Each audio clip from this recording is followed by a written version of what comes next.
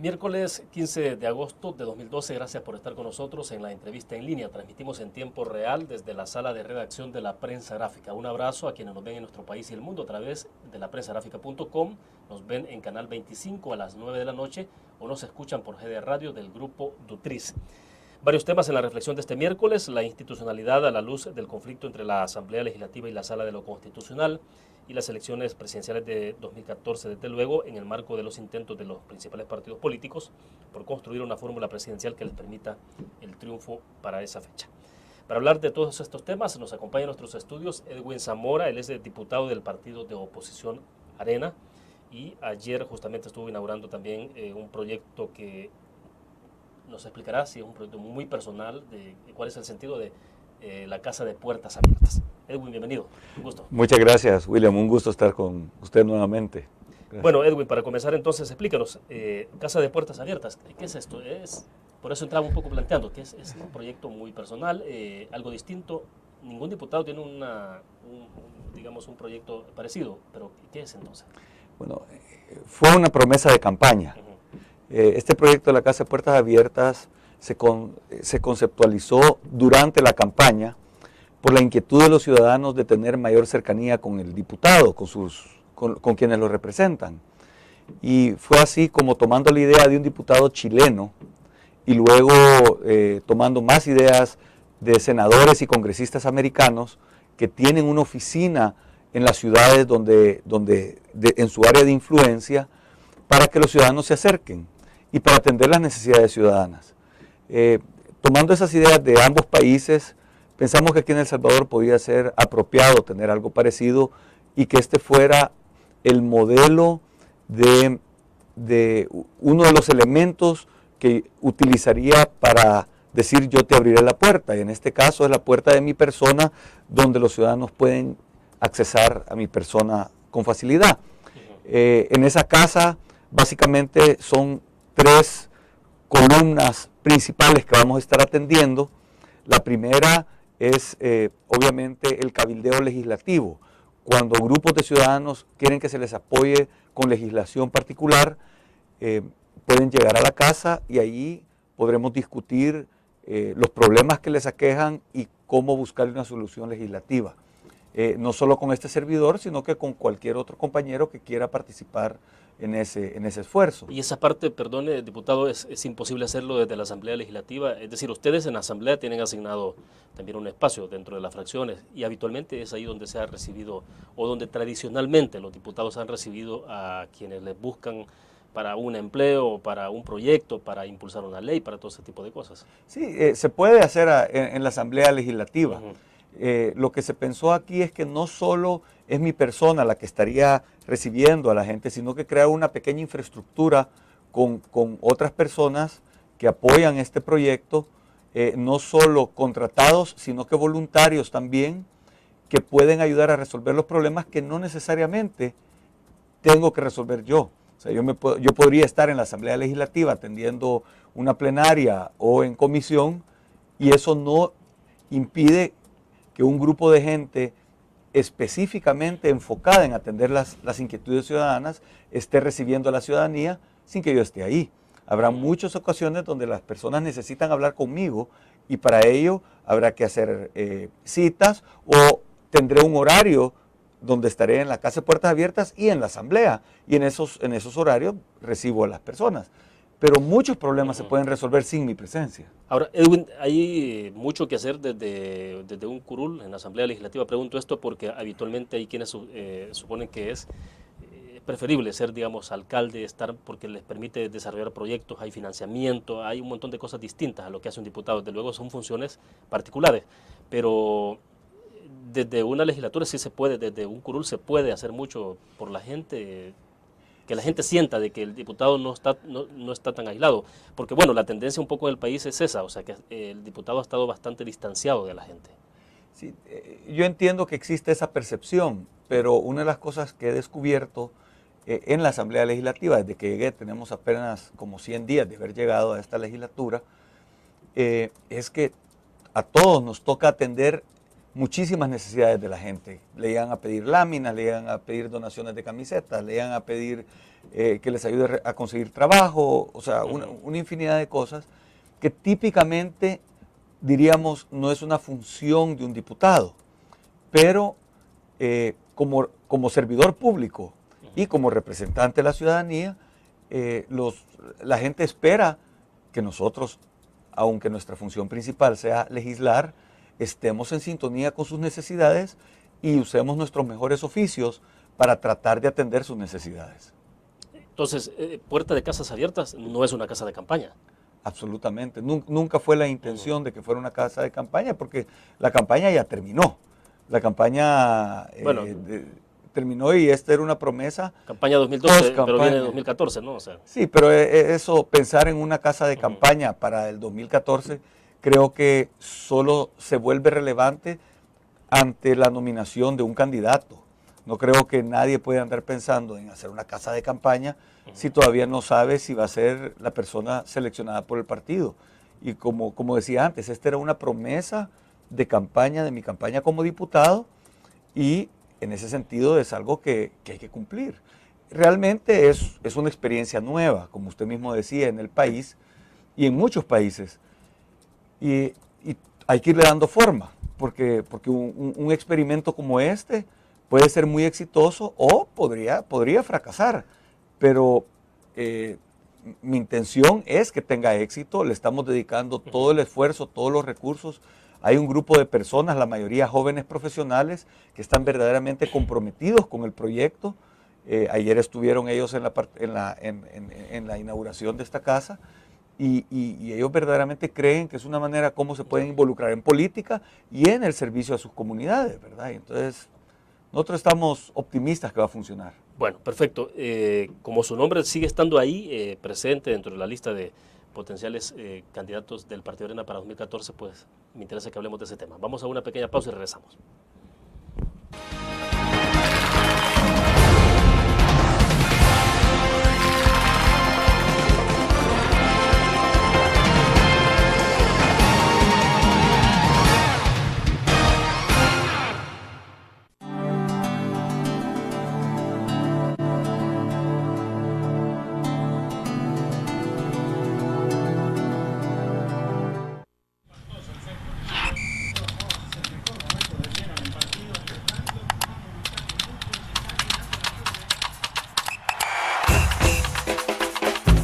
La emoción del deporte está en www.elgráfico.com.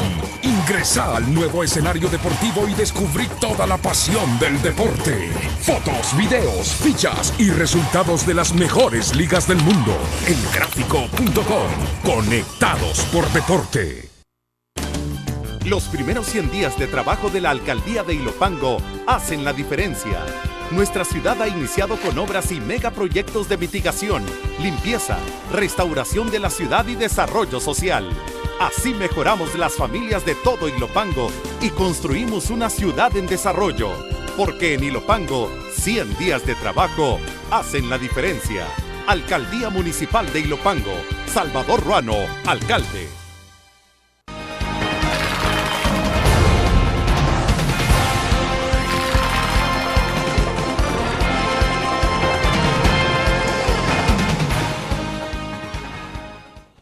Está con nosotros en nuestros estudios Edwin Zamora, diputado del partido de oposición Arena. Diputado, antes de hablar del aspecto puntual de candidatura, el proceso mismo que ha seguido el partido Arena en ruta a elegir su candidato y lo que puede ser después su fórmula presidencial para 2014, ¿cómo lo califica a estas alturas? ¿Cómo lo evalúa? La semana pasada estaba toda la posibilidad bastante concreta, por lo visto, de que para el día viernes pues, se conociera públicamente un poco quién era prácticamente el posible candidato del Partido Arena. Sin embargo, todo se ha pospuesto. Esta semana se suponía que podía ocurrir algo, pero por lo visto ya estamos a mitad de la semana y no parece que tampoco haya definición. Pero el proceso en sí, ¿cómo lo está evaluando Edwin Zamora? Sí, desde el principio yo he sostenido que lo mejor es que se hagan primarias, lo más abiertas posibles. En Honduras, por ejemplo, hay primarias donde toda la población elige al mismo tiempo los candidatos para todos los partidos políticos. Entonces, si mi partido es Arena, yo voy y voto por mi preferencia para candidato presidencial que luego irá a las elecciones. En Estados Unidos también hay primarias, dependiendo del estado. La primaria puede ser cerrada a los miembros del partido y en otros estados abierta a toda la ciudadanía y cualquiera. Al margen de que sea militante de un partido. De un partido o del otro, correcto. Yo creo que en nuestro país debemos de ir avanzando en ese sentido. Yo estoy claro que en la Comisión de Asuntos Electorales han discutido ese tema y hablan que hoy por hoy los partidos políticos no están de acuerdo en avanzar en ese sentido en la ley de partidos políticos. Aunque yo esperaría, a título personal, que con el tiempo eso se resuelva, porque creo verdaderamente en la democracia y creo en la participación ciudadana, inclusive en el proceso de selección de candidatos. Habiendo dicho eso, en el caso de Arena se evaluó mucho hacer algún tipo de primaria, una primaria totalmente abierta o una primaria reducida a los miembros del partido, o una primaria aún más reducida a las estructuras del partido. Y se consideró que no estábamos listos para ello. En el caso de una primaria totalmente abierta se necesitaría la participación del Tribunal Supremo Electoral y seguramente de otros partidos políticos, inclusive de la legislación adecuada para hacerlo. Entonces eso salía de nuestro alcance. En el caso de la lista de todos los miembros del partido, habría que depurar mejor el padrón. Nuestro padrón todavía hay algunos registros que habría que actualizar, entonces en ese sentido se consideró que tampoco era viable. La tercera, que era una primaria estrictamente de estructuras, se parecía mucho a lo que sucedió para las elecciones presidenciales pasadas, que fue tan criticado y hubo muchas acusaciones de posibles presiones y manipuleo de las candidaturas. Entonces se consideró que esa última no era viable. Bueno, de hecho, en términos de percepción pública, la postulación del candidato Rodrigo Samayoa quedó ese sinsabor. Para la elección presidencial de 2009, quedó ese sinsabor. Rodrigo Ávila, perdón. Quedó ese sinsabor de que al final fue un dedazo, como decimos. Sí, entonces para evitar, si hacíamos lo mismo, lo más probable es que iba a causar la misma inquietud, el mismo malestar y creíamos de que eso no era lo más correcto. Ahora, hay un poco de temor en las estructuras partidarias, en las cúpulas, a este tipo de procedimientos. ¿Es por falta de definición de reglas claras o es por temor a perder control? Y decir, bueno, aquí ya es la gente la que decide, o sea, digamos, el temor a delegar algunas responsabilidades que se han tomado desde siempre, sí, y que ha sido exclusiva de la cúpula.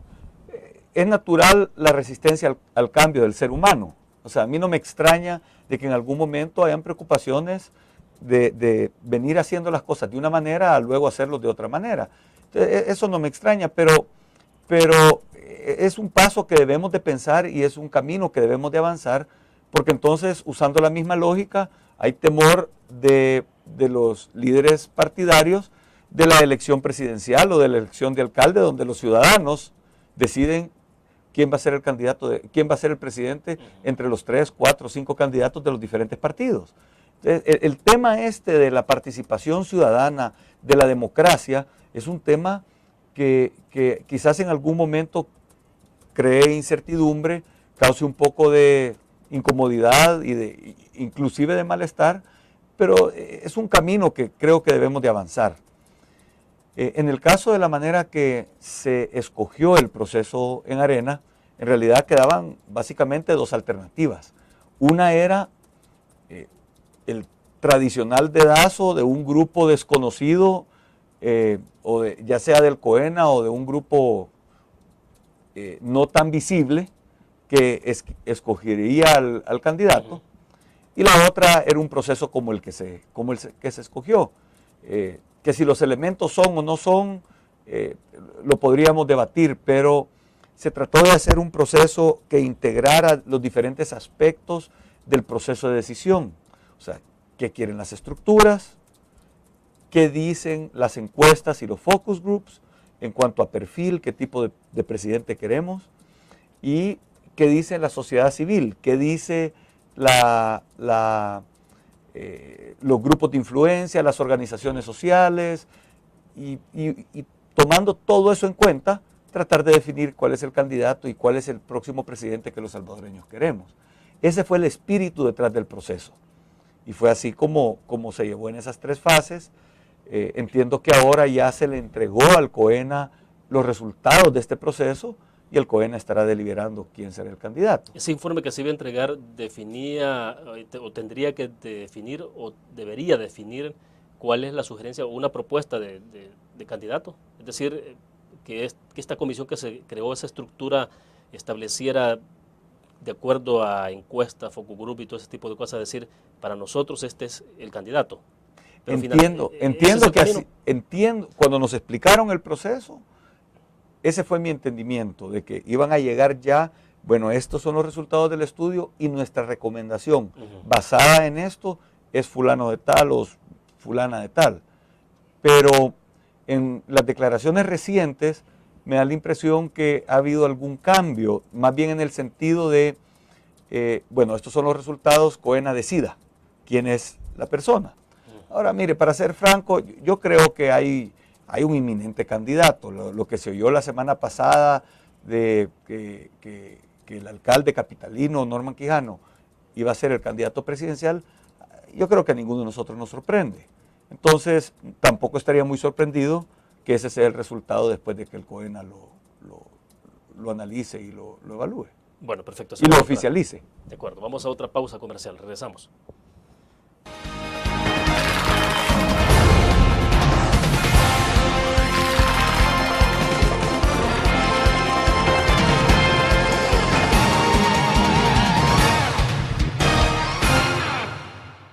Los primeros 100 días de trabajo de la Alcaldía de Ilopango hacen la diferencia.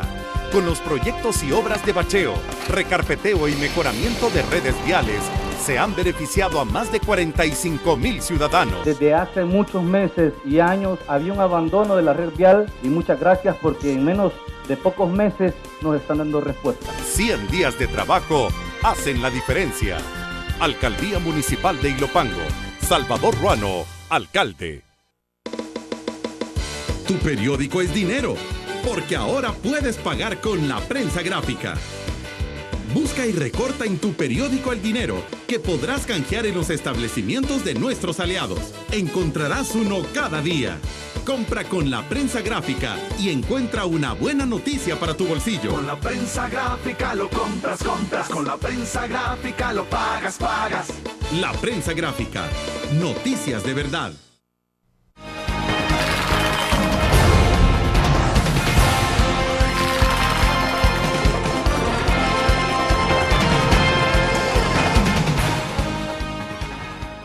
Edwin, nos decía usted en el segmento pasado, entonces hay inminente candidato y que agregaba que por lo que se escuchó la semana pasada, ese inminente candidato entonces debemos entender que es Norman Quijano. Ese es mi entender, sí. Y que eso nos sorprende, decía usted, pero entonces le pregunto lo siguiente, su nombre sigue sonando, hay una lista que se mencionó incluso de 8 de 9 personas como potenciales candidatos todavía, en tanto no se ha definido de parte de COENA quién es el candidato oficial. Su nombre está ahí. Entiendo que sí. ¿Eso qué implica entonces? Es decir, ¿no están cerradas todas las posibilidades o usted ya no ve ninguna? Mire, yo ahorita estoy totalmente enfocado en mi trabajo legislativo. Realmente es un trabajo a tiempo completo. Hay mucho que hacer en la Asamblea. Ahorita tenemos leyes en las 3 comisiones donde participo. Tenemos leyes muy importantes que atender, que requieren mucho trabajo, mucho estudio, mucha concertación. Y estoy enfocado en eso.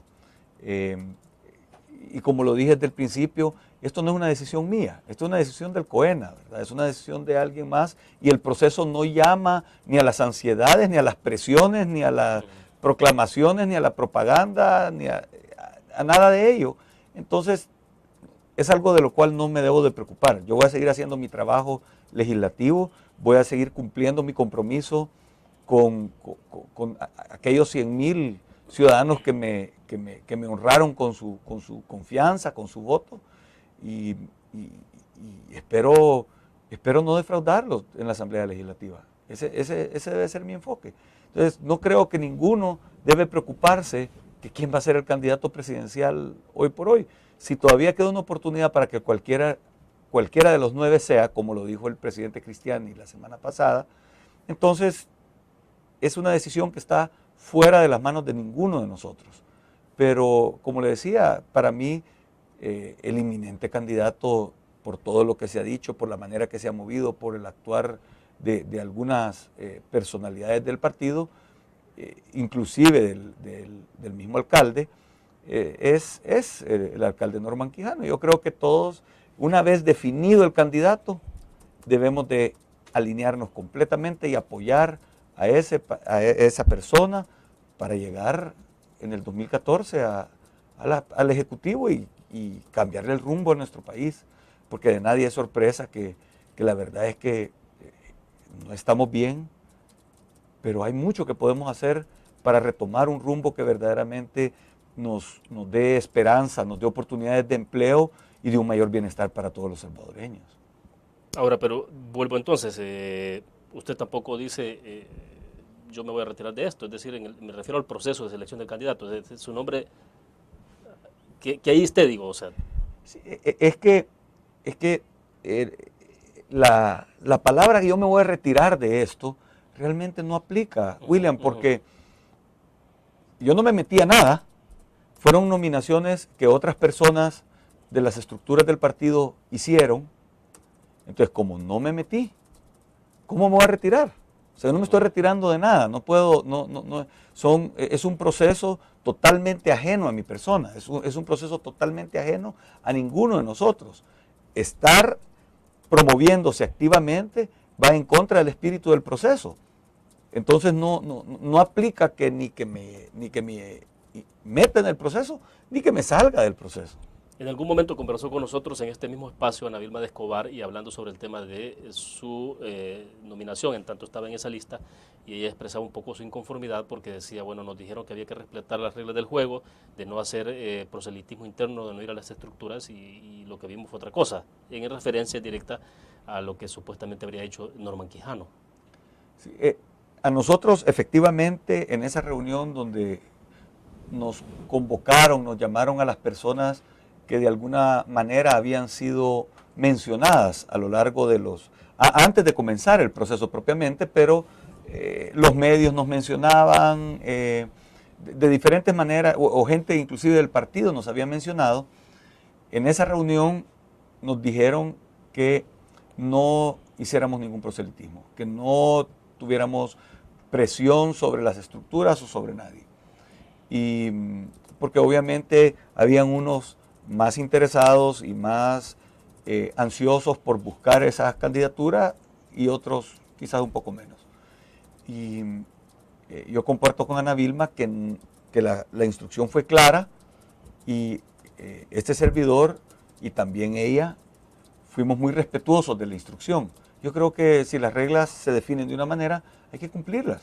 Y aquí es un lugar donde hay que comenzar cumpliendo esas reglas. ¿Cómo podemos esperar que ahora los diputados de los cuatro partidos que han hecho su bloque ahí en la Asamblea con el tema de la Corte Suprema de Justicia respeten las leyes si nosotros no comenzamos respetando lo más pequeño? ¿Cómo hacemos? Tenemos que respetar de no tirar basura desde la ventana del carro, tenemos que respetar el alto, tenemos que respetar los semáforos, y esto es igual, lo debemos de respetar. Ya, ¿y qué le hace pensar de que el Partido de Arena saldrá de todo esto en una situación distinta a la que se generó en 2009 con la postulación de Rodrigo Ávila? Es decir, que no salgan de alguna forma golpeados, un poco divididos por el proceso de postulación. Porque siempre los procesos de selección de candidatos son traumáticos, o sea, suele ocurrir. Cualquier proceso que se ocupe es un poco traumático. Veamos el caso de los Estados Unidos. Los precandidatos se han dicho de todo en las primarias, ¿verdad? Realmente, para mi gusto, salido un poco de contexto, creo que debieron enfocarse hacia lo que cada uno piensa hacer y no atacar al otro, ¿verdad? Igualmente, cualquier forma que se ocupe, ya sea un proceso de primarias, un dedazo o un proceso de esta naturaleza, pueden haber siempre personas que quedan inconformes. El llamado que debemos de hacer todos es un llamado a la madurez. Una vez la decisión se tomó, la selección se hizo, respetar las autoridades dentro del partido. Si se creó un consenso dentro del COENA, dentro de la dirigencia del partido, que esta debe ser la persona, debemos de sumarnos, porque siempre alguien va a tener razones para estar descontento. Cierro este segmento, Edwin. Pero el proceso que se está siguiendo en Arena es un proceso a la usanza, es un proceso de la forma más tradicional que se ha hecho siempre. O sea, no hay nada nuevo en la forma de seleccionar candidato. Bueno, yo diría que no es tan tradicional. Yo creería que es un híbrido entre un proceso tradicional como le hemos dicho, la dedocracia, el dedazo, y un proceso un poco más técnico, compartido, porque lo que se buscó es, si bien es cierto, asignar a un grupo relativamente reducido para hacer la recomendación y la selección del candidato, también se incorporan otros elementos, como es la consulta de las estructuras, como es los focus groups y las encuestas y la consulta a la sociedad civil. Entonces, y haberlo dicho y compartirlo con el COENA, y entiendo que en algún momento cualquiera que dentro de la gente que está en este proceso, que lo quiera ver, puede ir y pedirle información y ver de qué se trata. Entonces, eso lo hace un poquito diferente a un proceso totalmente tradicional. Pero sí debo de admitir que no es un proceso totalmente novedoso, ¿verdad? Bien, vamos a una pausa. Cuando regresemos hablemos entonces de los temas de país también, de lo que está pasando en este momento en el proceso de negociación. Usted no está en el proceso de negociación directamente en la Casa Presidencial con el Partido Arena, pero bueno, conocer un poco cómo se está viendo este caso. Vamos a una pausa, regresamos.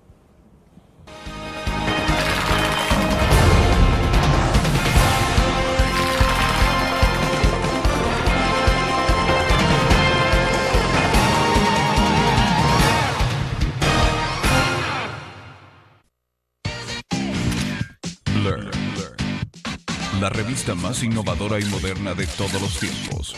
Única en su estilo, creativa, un espacio exclusivo y reservado de entretenimiento y diversión, llevada al máximo.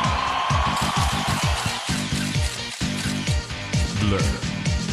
Time Out, Movie, lo mejor de la cartelera. Art.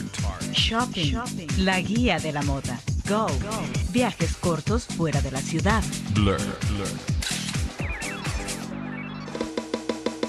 Tu periódico es dinero, porque ahora puedes pagar con la prensa gráfica. Busca y recorta en tu periódico el dinero que podrás canjear en los establecimientos de nuestros aliados. Encontrarás uno cada día. Compra con la prensa gráfica y encuentra una buena noticia para tu bolsillo. Con la prensa gráfica lo compras. Con la prensa gráfica lo pagas. La prensa gráfica. Noticias de verdad.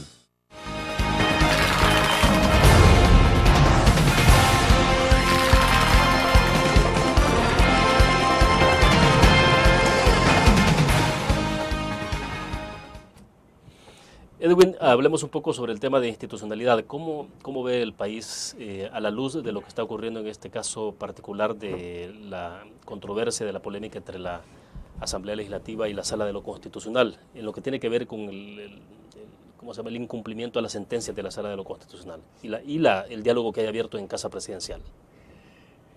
Verdaderamente yo lo veo esto como una de las crisis más serias que podríamos estar viviendo, porque realmente ponen en entredicho la independencia de los poderes, ponen en entredicho la base de la democracia republicana que tenemos en El Salvador. El hecho que un órgano del Estado no acate las sentencias de otro órgano del Estado para el cual está totalmente facultado y son de obligatorio cumplimiento, eso es el desquebrajamiento más evidente y de mayor magnitud que podríamos estar viendo.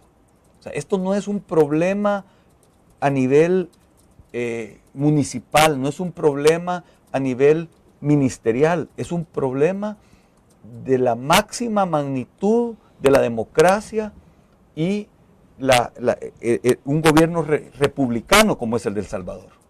Entonces, realmente, yo quisiera aprovechar este momento para comentar con mis hermanos salvadoreños que nosotros a veces vemos problemas como estos, no es un problema entre el gobierno, entre las instituciones, pero esto no me afecta. Pero además no solo eso, digo, a veces se llega a pensar de que mientras no toque, como decimos, el estómago, la comida, que es lo que tiene preocupada a la gente de manera diaria, de manera permanente, pues esto a veces pueden ser temas irrelevantes. Sí, pero precisamente a eso quería llegar, es que sí toca el estómago, sí toca la comida. Vayamos en orden. Cuando hay un desquebrajamiento de la estructura democrática y republicana del país, hay desorden. Cuando hay desorden, hay inseguridad. Cuando hay inseguridad, no hay inversión. Cuando no hay inversión, no hay trabajo. Y cuando no hay trabajo, hay hambre. Entonces, claro, nos va a afectar el estómago. Quizás no nos afecta el problema que está viendo ahorita, no tiene un efecto inmediato el día de hoy, pero el próximo mes y dentro de 6 meses y dentro de 2 años va a tener un problema, va a tener un efecto serio, está teniendo un efecto serio. Y esta es una de las manifestaciones, esa inseguridad que está viviendo desde un punto de vista político y jurídico nuestro país, crea ese desorden del que estamos hablando. Y ese desorden, por naturaleza, va a evitar que haya inversión y va a evitar que haya trabajo. Entonces sí afecta el estómago de los salvadoreños. O sea, debemos todos los salvadoreños estar atentos a cualquier cosa que cause desorden. Cualquier cosa que cause desorden en nuestra sociedad. Porque el desorden crea inseguridad y al haber inseguridad no hay inversión. Y cuando no hay inversión no hay trabajo. Entonces proactivamente todos los salvadoreños debemos de estar atentos a evitar que haya desorden. Y más aún, un desorden institucional del máximo grado como es un irrespeto a la independencia de los poderes del Estado. ¿Y no es alarmista esa posición? Le pregunto porque en algún momento hemos escuchado al presidente de la República decir, bueno, no, si el país está funcionando, o sea, el país está caminando.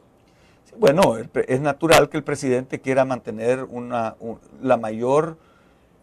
hacer un mayor esfuerzo por mantener la tranquilidad y la armonía. A él le compete buscar eso, pero usted puede llamar alarmista, o alguien puede llamar alarmista lo que estoy diciendo en el tema de que si no hay orden, no hay institucionalidad, no hay orden, no hay confianza, pero la realidad es que el 8% de los salvadoreños son desempleados y el 47% subempleados, que el porcentaje de la gente viviendo en el nivel de la pobreza está aumentando, que el desempleo es un problema serio, que la gente aspira cada día a ganar más, pero sin las oportunidades de empleo y sin la educación que necesitamos para aspirar a esos empleos, nunca vamos a poder ganar más.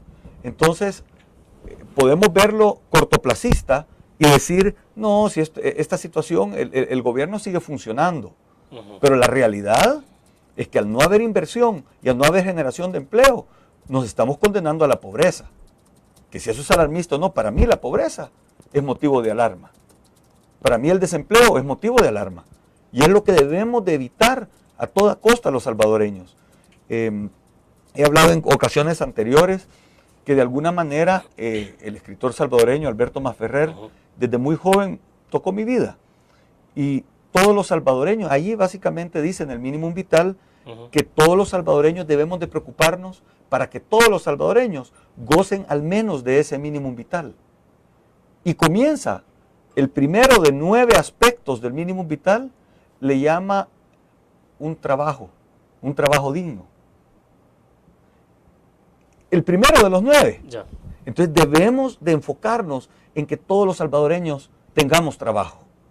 Se ha dicho de la posibilidad de que el país, el Producto Interno Bruto de este país no alcance un crecimiento más allá del 1%, que el rango incluso puede ser del 0, que sería no crecer nada, al 1%, que sería crecer un poquito.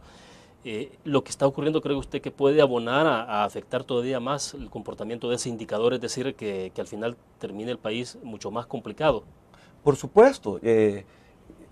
Como usted sabe, William, yo vengo del sector empresarial. O sea, toda mi vida le he dedicado como empresario y tengo todavía muchas amistades y muchos vínculos con personas, con empresarios, y la posición de ellos es: ante este desorden, yo mejor invierto en otros países. Inversionistas extranjeros con los cuales tengo amistad dicen: no, yo no voy a invertir en El Salvador, para eso invierto mejor en Nicaragua, donde hay orden. El gran problema que tenemos en El Salvador es que no hay orden. Al no haber orden, esa incertidumbre, nadie va a invertir mientras haya ese ambiente de incertidumbre. Entonces podemos pararnos de cabeza todos los salvadoreños para tratar de conseguir inversión y para tratar de conseguir empleos. Pero no los vamos a conseguir si no comenzamos con lo básico. O sea, repito, aunque el salvadoreño que anda todos los días en la calle buscando el alimento, buscando qué poner en su estómago, en algún momento piense que este es un problema de políticos, si bien es cierto, puede ser un problema de políticos, pero nos afecta a todos. Y más temprano que tarde, por la falta de inversión, por la falta de generación de empleo, le afecta a esta persona que no tiene empleo. A mí todos los días me escriben por email, me buscan, me llaman por teléfono, gente pidiéndome que les ayude a conseguir empleo. Y se hacen grandes esfuerzos para ayudarles. Pero si el chiste es que haya más empleo para todos, porque estos a quienes yo les podría estar ayudando van a conseguir, pero alguien más no va a tener si no se generan más empleo para todos. Ya. Bueno, vamos a una pausa, pero entonces le dejo plantear la interrogante. ¿Cuál es el rumbo que lleva el país entonces en este momento? ¿Hacia dónde vamos? Regresamos.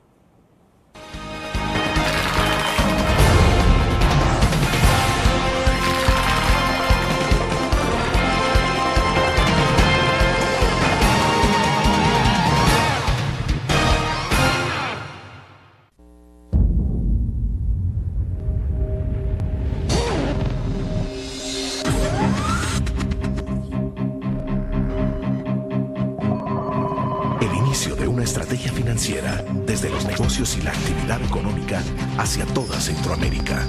El Economista Regional, una revista especializada donde encuentras el panorama empresarial y los principales movimientos financieros. El Economista, el modelo regional de información económica.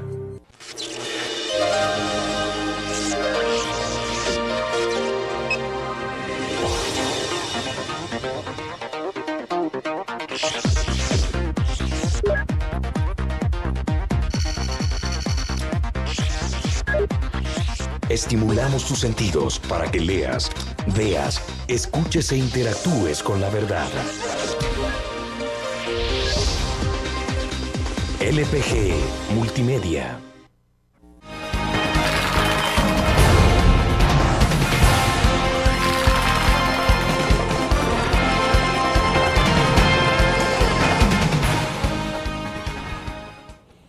Bien, dejaba plantear la interrogante del segmento pasado, Edwin. Entonces, ¿cuál es el rumbo que lleva El Salvador en este momento?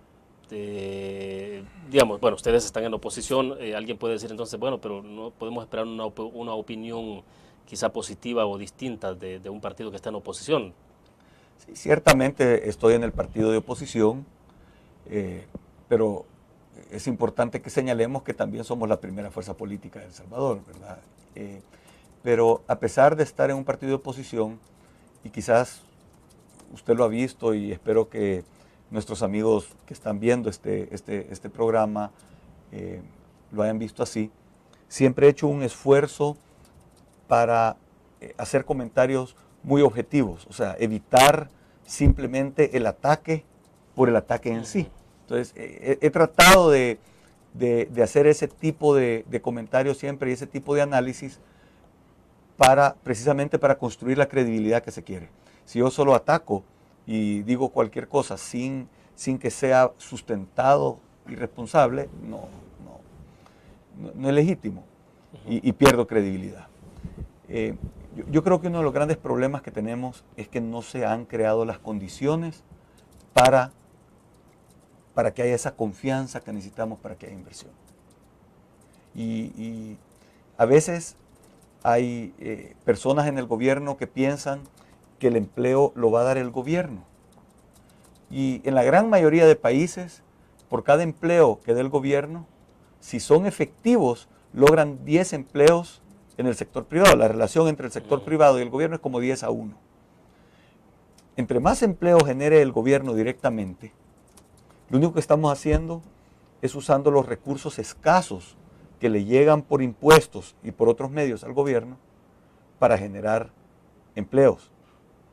Pero solo va a generar uno.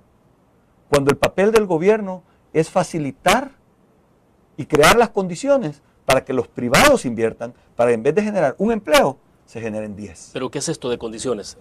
Primero, ¿cómo lo aterrizamos en lo concreto, en la actividad diaria o la experiencia diaria que tiene un empresario? Comencemos con el problema más grave que tiene nuestro país en este momento.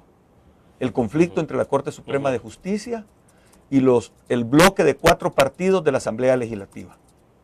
Ese es el primer tema que debemos de resolver urgentemente. Si no se resuelve ese problema, no hay credibilidad en nuestro país. Ya oímos amenazas de senadores de Estados Unidos de que nos corten el fondo del milenio.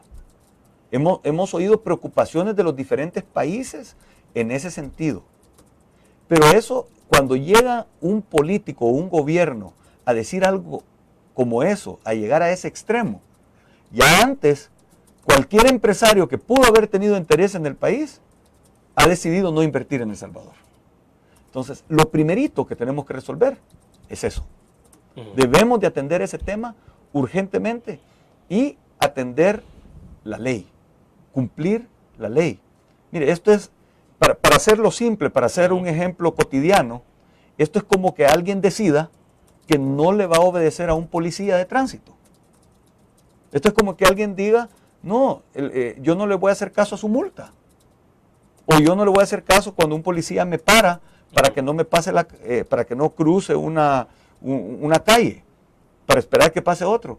Porque yo he decidido que el policía no tiene la autoridad para hacer eso. ¿Sí? Y para colmo de males, vengo y llamo a la Fuerza de las Naciones Unidas o a cualquier entidad de afuera de nuestro país para decir que este policía está haciendo mal su trabajo. Entonces, todos entendemos que cuando un policía nos dice que tenemos que hacer algo, lo tenemos que cumplir. Y a veces no nos gusta. Igualito aquí, porque el policía es llamado a ese orden. Aquí en este caso, la Corte Suprema, específicamente la Sala de lo Constitucional, está llamada a interpretar la Constitución. ¿Se está mandando en este momento un mensaje que fortalece la impunidad en el país? Ciertamente. Entonces aquí es sálvese quien pueda. Inventémonos las leyes, inventémonos las reglas y hagamos lo que querramos para que las cosas salgan como yo quiero. Cumplamos las leyes. Es lo primerito, lo primero que tenemos que hacer. Habiendo resuelto este problema. Lo voy a interrumpir porque me indican que vamos a una pausa para que en el siguiente segmento nos explique la otra parte, a lo que vamos. Okay. Regresamos.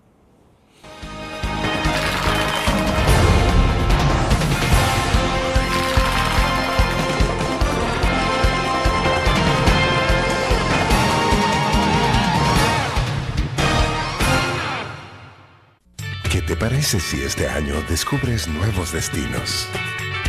Alcanzas tus metas. Manejas nuevos triunfos sin más preocupaciones. Cuenta con nosotros para lograr todas tus aspiraciones. Los créditos de la Agrícola te acompañan para que puedas crecer hasta donde te lo has propuesto. Solicítalos al 2210-9800 en bancoagrícola.com o en agencias. Banco Agrícola.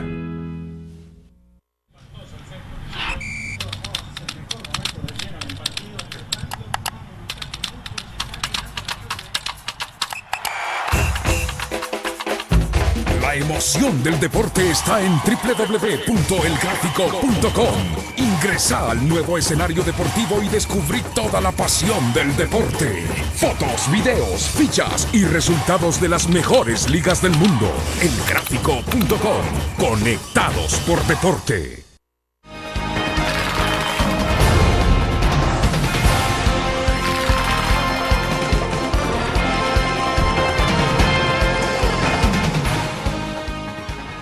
Bueno, me decía Edwin que lo inmediato es entonces cumplir con la ley. O sea, Cumplir con la ley. que tiene que ver con el Estado de Derecho. Correcto. Y lo interrumpí, bueno, el desarrollo de la idea. En el fondo, lo que debemos de buscar todos los salvadoreños y el gobierno es regresar al orden. O sea, nuestro país tiene que ser un país ordenado. Ordenado en el cumplimiento de leyes y ordenado en las leyes que hacemos. Ordenado en cómo se ejecutan esas leyes y cómo se aplican las penas cuando sea necesario. Mire, cuentan tantos ejemplos de gente, hermanos salvadoreños o inclusive mexicanos, que están del lado de la frontera, del lado de México, y es un solo desorden vehicular. Esos mismos, pasando la frontera hacia Estados Unidos, todos se ordenan. Claro, pero bueno, en Estados Unidos usted ve incluso letreros de que si usted tira basura en ciertos lugares le puede caer una multa hasta de $1,000. Ok, perfecto ejemplo. El otro día iba detrás de un carro del año, un carro caro. Iba viendo que una persona, no vi quién era, pero iba tirando basura por la ventana. Sí, es cotidiana la imagen. Entonces, uno se pone a pensar cómo es posible que esto pase en nuestro país, cómo es posible que las leyes no se cumplan. Eso pasa todos los días en El Salvador. No hay orden. Tenemos que comenzar aplicando el orden. Tampoco puede ser que en nuestro país cada día a conveniencia se cambien las reglas del juego. O sea, comencemos primero, ordenemos el tema de la Corte Suprema y de los poderes, porque eso es lo más básico del Estado democrático y republicano. Debemos de comenzar resolviendo eso.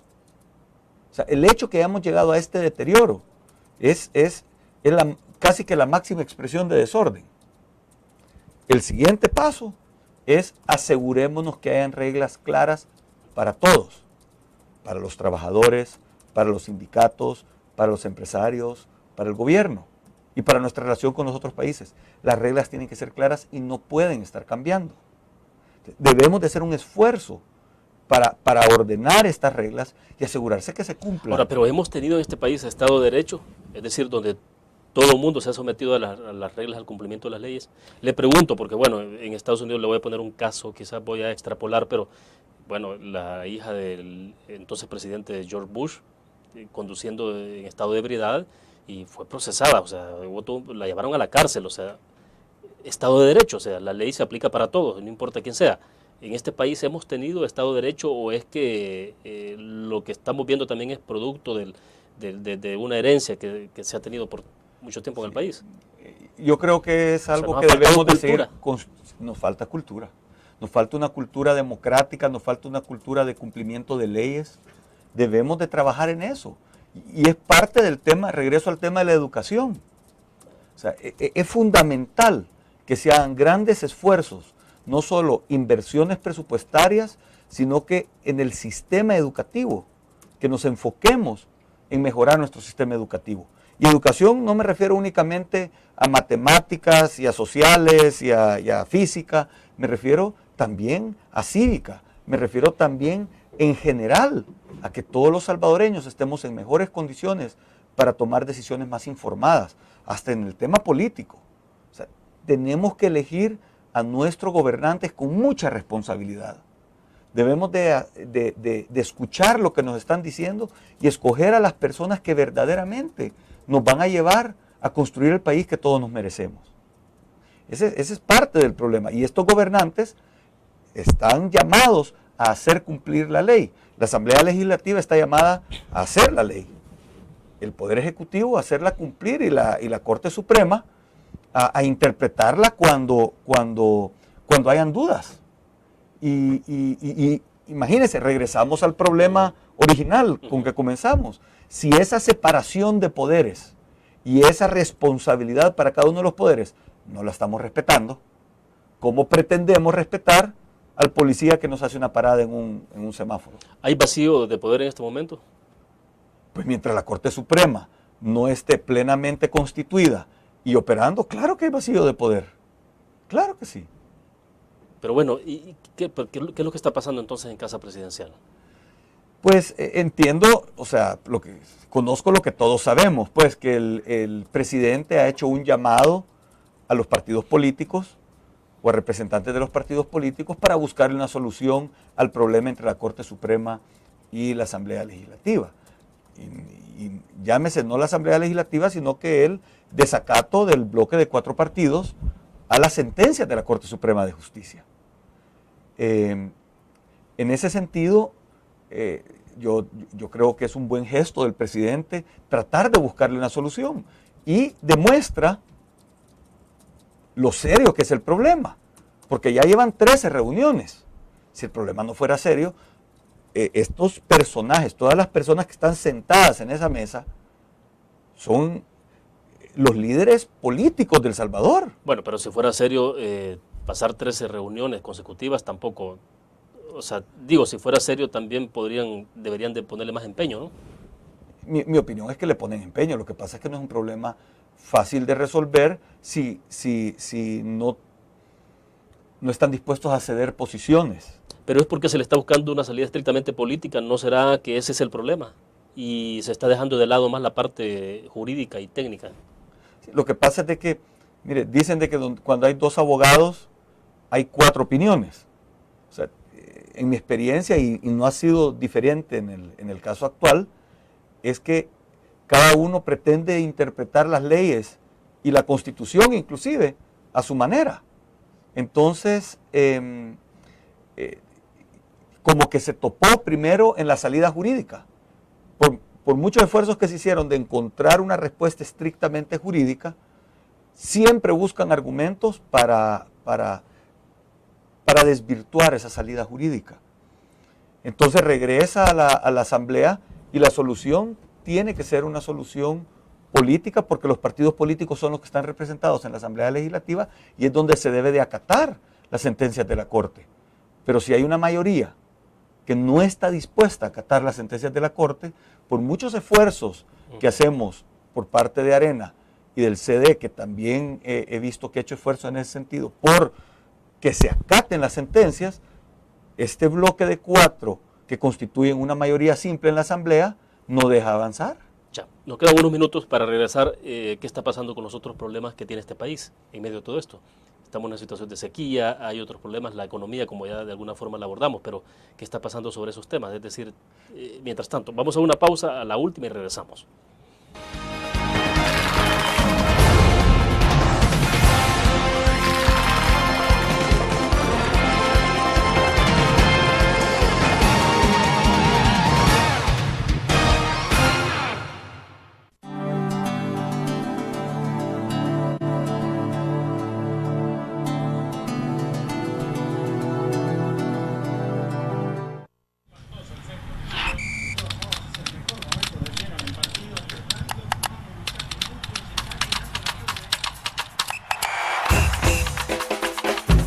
La emoción del deporte está en www.elgráfico.com.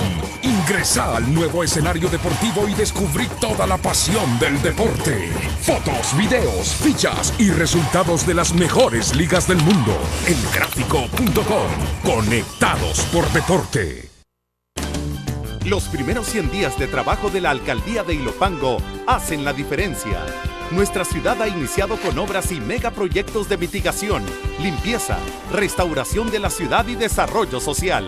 Así mejoramos las familias de todo Ilopango y construimos una ciudad en desarrollo.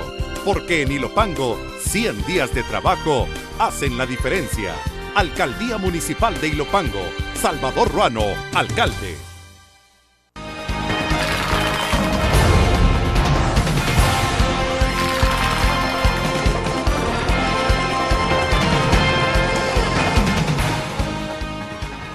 Edwin, ¿qué está pasando con los otros temas que son relevantes en este país?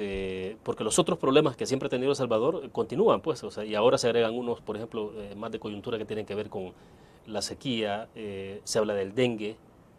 O sea, ¿qué está pasando en medio de todo esto? O sea, ¿no será que todo el mundo está enfocado estrictamente en la parte de Corte Suprema de Justicia y se han dejado algunos temas un poco a un lado?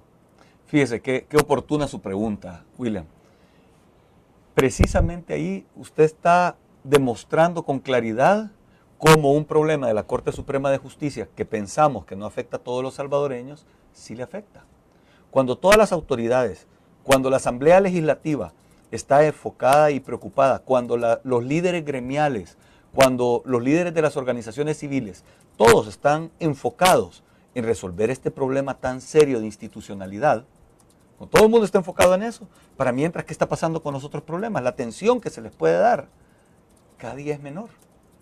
Entonces, las personas que están afectadas por el dengue, las personas que están afectadas porque no hay medicinas en los hospitales, las personas que están afectadas porque se les arruinó la cosecha por la sequía, las personas que están afectadas porque la energía eléctrica subió. Todos esos problemas del día a día, obviamente, van a ser más afectadas porque aquellos que son llamados a resolver esos problemas están preocupados y enfocados en atender otro problema más grande o aparentemente más grande, que es la institucionalidad y la gobernabilidad de nuestro país. Entonces, la persona que no pudo sembrar o que se le arruinó la siembra, sí va a tener hambre. No va a tener la cosecha ni para consumo propio, ni para la venta, para sostenerse el resto del año. Porque las personas responsables en atender ese problema, porque el presidente, por ejemplo, pasa la mitad del día, todos los días, tratando de resolver el problema de la Corte Suprema de Justicia.